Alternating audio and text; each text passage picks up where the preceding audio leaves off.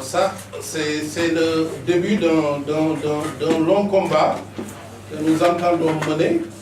Si, évidemment, la situation n'est pas régularisée, nous ne désespérons pas que nous pourrions être entendus par la justice française et qu'on commence à respecter réellement les droits de Lamine Diack. Mais si tel n'était pas le cas, il est évident que nous ne pourrions pas nous arrêter à cette conférence de presse. Comme je l'ai dit, c'est d'abord une sorte d'information. Nous imaginons que beaucoup de Sénégalais, la presse y compris, n'avaient pas cette perception ou cette appréhension des choses. Donc, il fallait quand même informer, alerter sur la situation de Lamine Diack. Et une fois que cette alerte est faite et que cette information est passée, évidemment, vous comprendrez la légitimité des actions à venir. C'est vrai qu'on a discuté sur ce point, à savoir, est-ce qu'il faut rencontrer officiellement les autorités sénégalaises? Est-ce qu'il fallait le faire avant la tenue de ce point de presse? Ou attendre après cette conférence de presse pour les rencontrer? Mais nous avons estimé d'abord qu'il fallait tenir ce point de presse, qui est une sorte d'information descendante, parce qu'il faut d'abord que tout le monde soit imprégné de la situation. À partir de ces moments, les autorités pourraient même faire le premier pas, nous rencontrer ou rencontrer la famille de M. Lamine Diack.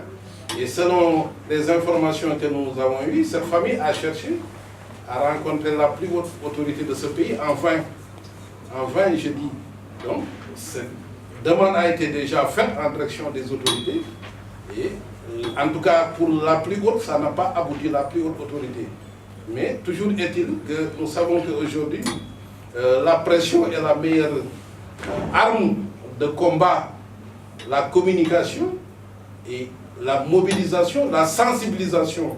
Et les États, souvent, ne réagissent que sous le coup, évidemment, de la mobilisation, de la sensibilisation, parce que, à moins d'être d'une froideur absolue, on ne peut pas rester insensible. Surtout, comme l'a dit Ignace, avant tout, c'est pour des raisons humanitaires que nous sommes là. Parce que les droits humains, c'est des questions liées à la préservation de l'homme.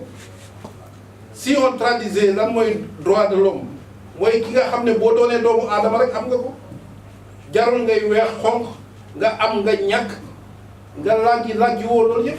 boo doonee doomu aadama rek am na lu mënta ñàkk loo xam ne dañ na ko war a respecter ormal la ko. Donc aujourd'hui, je pense que sur certains points, il doit y avoir une convergence. C'est la politique, on peut avoir des vues divergentes, c'est autre chose, mais il ne demande pas qu'on stoppe, qu'on arrête la procédure. Mais laissez-moi aller 15 jours au Sénégal revenir. Comment un juge peut interdire? Laissez-moi aller voir mon médecin à Genève ou quelque part vous dites non, vous ne sortirez pas. De quel droit un juge peut faire ça? De quel droit? Quelqu'un qui est en liberté, il n'est pas sous mandat de dépôt. Sa liberté est organisée par le juge. Et cette organisation permet au juge, dans le cadre d'une demande, d'aménager le déplacement de la personne. Il n'y a rien qui soit une faveur. C'est des choses qui arrivent. Je l'ai dit, pas plus que 2 semaines, un Sénégalais qui voulait aller en France se soigner, qui était sous le coup d'un contrôle judiciaire, j'ai fait une requête, le juge a organisé. On a appelé l'aéroport pour demander aux forces de sécurité de laisser la personne partir, de revenir. Mais ça, c'est des choses qui arrivent chaque jour. Donc, on ne peut pas avoir un traitement aussi déshonorant pour une personnalité. Et dire que si vous partez, vous ne revenez pas. Mais comme si le Sénégal, c'était vraiment... comme si nous n'étions plus des hommes de valeur, d'honneur, de dignité. Mais ça, c'est avoir un préjugé négatif, très, très, très indigne du Sénégalais même. Donc, c'est pourquoi je pense que, comme vous l'avez dit, soit de 2 choses, ou bien les autorités font les premiers pas, ou bien si nous estimons que dans le cadre de l'aboutissement de ce combat, il faut impliquer ou les rencontrer personnellement, évidemment, je pense que la cause vaut la chandelle, nous allons le faire, mais pour le programme, évidemment, tout dépend de l'évolution, et le plan d'action sera également dévoilé, divulgué.